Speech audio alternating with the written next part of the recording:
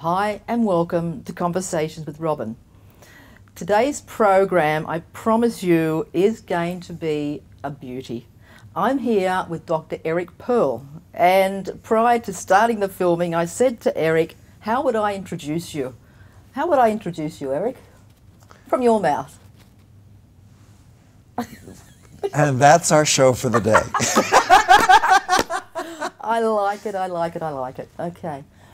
Firstly, the work that you do in the world, if someone had not heard about you, what would you say that, why are you here in Australia, for example? Well, here's the story in a nutshell. Yep. All right. I was a chiropractor.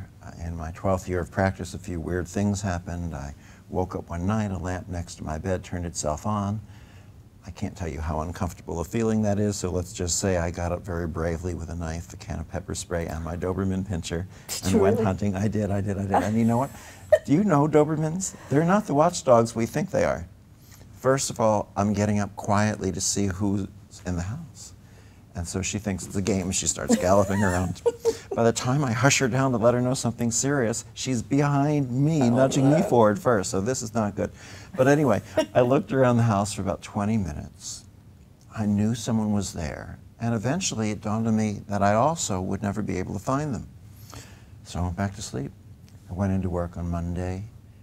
7 of my patients started to insist that they felt someone in the rooms with us when we were working, walking around, running around. 2 of them actually said it felt as if someone was flying around on the ceiling. Now you would think that that would get my attention, being in practice for 12 years and no one had said that before, right? And 7 people in one day. Other people are saying, I can feel your hands before you touch me. I'm going, oh yeah, sure you can, close your eyes. So they'd close their eyes and I just move my hands around and they'd say right shoulder, left ankle. So it sort of became a game because it was my office and I could have whatever games I wanted, you know. As I started doing this, my palms blistered a couple times and actually bled once, not like a stigmata, but more as if you take a needle or a pin and that little bit of blood that comes out if you accidentally stuck your palm. But patients started reporting healings. They were getting up out of wheelchairs. Their hearing was returning, their vision. They were coming in with reports showing me that their cancers had vanished. Not all of them, but a lot of them.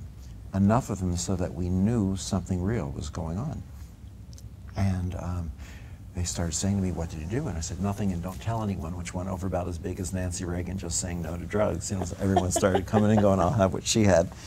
And the next thing I know, hospitals and universities are calling to try to research this with the intent that they could figure out how to do it and put it in a machine, which there's no way. But other people are saying, teach it. I'm going to teach it. How the heck am I going to teach it? No one left me an instruction manual. But more and more of my patients, after experiencing it, when they got home, would call me up and say, oh my God, I walked into the house and my lamp or my TV or my stereo turned itself on, and then 10 minutes later off, and 10 minutes later on again, and I felt strange sensations in my hands, and I held them by someone in my family, and my grandfather could speak again after the stroke, and my uncle's, you know, was able to walk again. Somehow or other, we discovered that once you interact with what the researchers feel is a new bandwidth, more comprehensive bandwidth of healing. Once you interact with this, you carry it. You're able to access it and carry it and facilitate healings for others.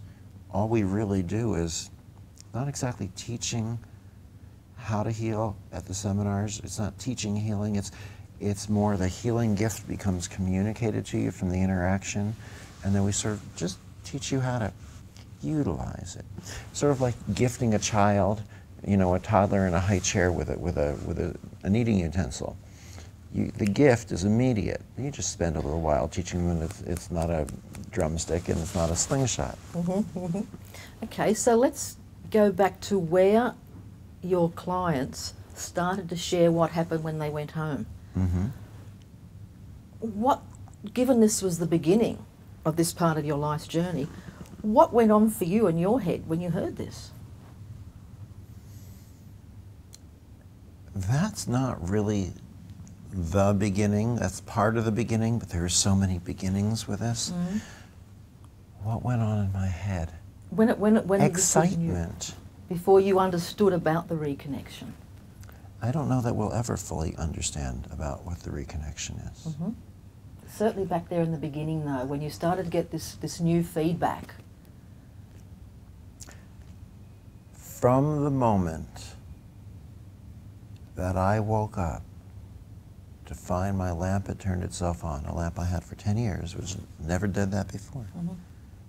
and felt someone in my house, I've been living in a state of awe and exploration. There is a beauty in the unfamiliar of this terrain. It's Mm-hmm. Mm-hmm. it's like stepping into the ocean, finding that position you can float on, closing your eyes, assuming you know where you're going to be after a couple of minutes, opening your eyes and finding that you're somewhere else in the water and you see a different part of the beach, and it's all so wonderful. Okay. Well, let's go back then to the beginning of the journey this lifetime. Because I've read your book. We'll just have a little bit of the Reconnection, which apparently was published in about 2001, I think. I believe so. It's in 24 languages now. 24 languages. 24. And you know what's funny? One of the last 3 languages, only just in the past few months, was Spanish. It took so long to finally get Spanish. I'm so excited. Why? Why I don't does the know. Spanish excite you? Oh, because it's such a huge segment of the world. Ah. See, See, there, I've been now we enlightened have to already. get focused on Chinese. Well, it's about 1 point something billion, isn't it? Mm-hmm. When you were born, your mother's experience of your birth was quite phenomenal. Mm-hmm. Could you please share a little bit Sure. about that? I was the first child for my parents, and my mother went into the hospital. She was in the delivery room, lying on the table, and she started to hear loud sounds like engines or motors. And she could feel them starting at her ankles and shutting off. Mm-hmm. And then going up to the knees and shutting off. And then going up further and shutting off. And something inside of her knew that if they got to her heart, she would die. And she was looking at the doctors and the nurses, thinking, don't you hear this sound? And no one seemed to notice it. And then all of a sudden, as it got up to her heart, she found herself leaving her body. She didn't want to die. She did not want to die. And she tried to hold on, but found that it wasn't something that she could do. She found herself leaving.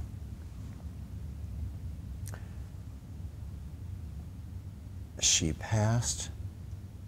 started to pass through what she described as layers of beings, layers of people. The first insight that came to her with absolute clarity was, there is only one thing that people who transition the body regret or feel badly about, and that is that those of us left behind mourn them